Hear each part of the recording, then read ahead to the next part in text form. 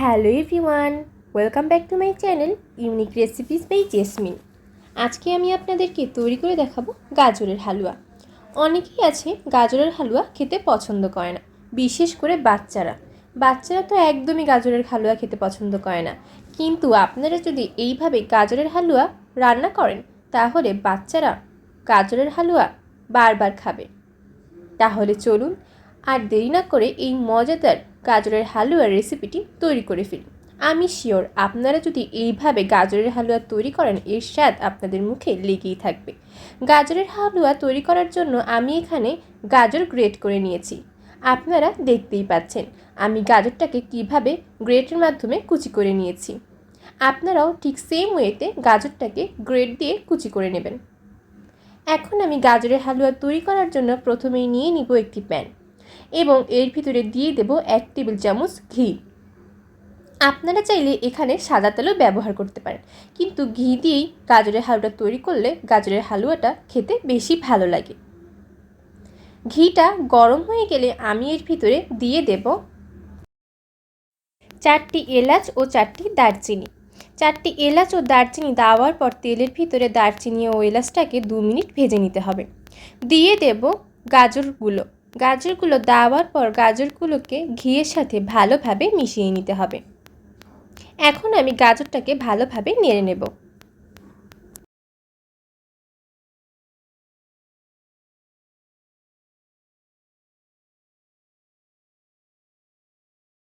নাড়া হয়ে গেলে আমি এর ভিতরে দিয়ে দেব 250 গ্রাম লিকুইড দুধ। লিকুইড দুধটা দেওয়ার পর গাজরটার সাথে লিকুইড দুধটাকে ভালোভাবে মিশিয়ে নিতে হবে এবং দিয়ে দেব 1/2 কাপ পরিমাণ চিনি।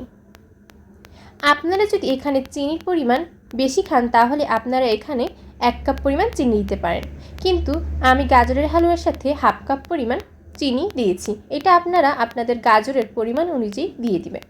চিনিটা দেওয়ার পর চিনিটাকে গাজরের সাথে ভালোভাবে মিশিয়ে নিতে হবে এবং মেশানো হয়ে গেলে একটি ঢাকনার সাহায্যে গাজরটাকে ঢেকে দিতে হবে এবং 10 মিনিট চুলার উপরে গাজরটাকে রান্না করে নিতে হবে।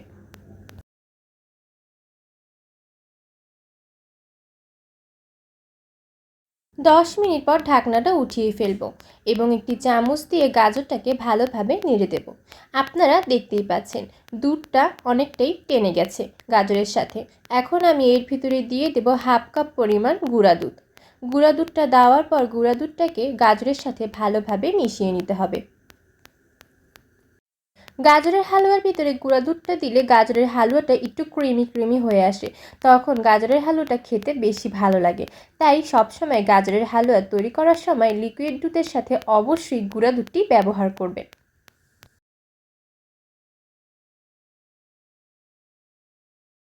দিয়ে দেব কিশমিশটা দেওয়ার পর এর সাথে দিয়ে দেব কাজু বাদাম ও কিশমিশটা দেওয়ার পর কাজু বাদাম ও কিশমিশটাকে গাজরের হালুয়ার সাথে ভালোভাবে মিশিয়ে নিতে হবে।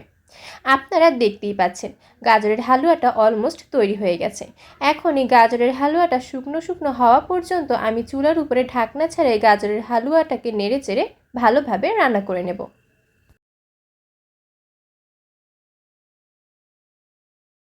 গাজরের হালুয়াটা পুরো তৈরি হয়ে গেছে। আপনারা দেখতেই পাচ্ছেন গাজরের হালুয়াটা একদম তৈরি হয়ে গেছে। এখন আমি গাজরের হালুয়াটাকে নামিয়ে ফেলবো।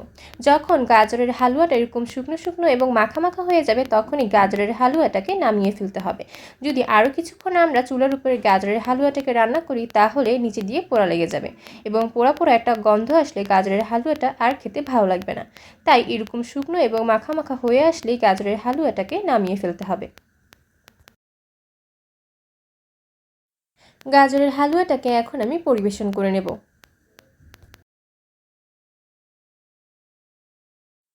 আপনারা যদি এইভাবে গাজরের হালুয়াটা তৈরি করেন তাহলে এর স্বাদ মুখে লেগেই থাকবে।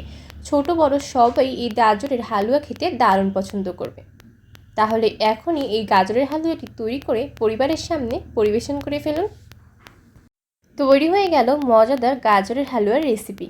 তাহলে আর দেরি কেন, এখনই তৈরি করে ফেলুন এই মজাদার রেসিপিটি এবং আপনার পরিবার ও বন্ধুদের সাথে অবশ্যই রেসিপিটি শেয়ার করবেন। আজ তাহলে এই পর্যন্তই। আবার কোনো একদিন আপনাদের সামনে হাজির হয়ে যাব নতুন কোনো এক মজাদার রান্নার ভিডিও নিয়ে। আপনারা যারা এখনও আমার চ্যানেলটি সাবস্ক্রাইব করেননি তারা প্লিজ আমার চ্যানেলটি সাবস্ক্রাইব করে ফেলুন, যাতে আমি কোনো ভিডিও দিলে সবার আগে পৌঁছে যায় আপনাদের কাছে।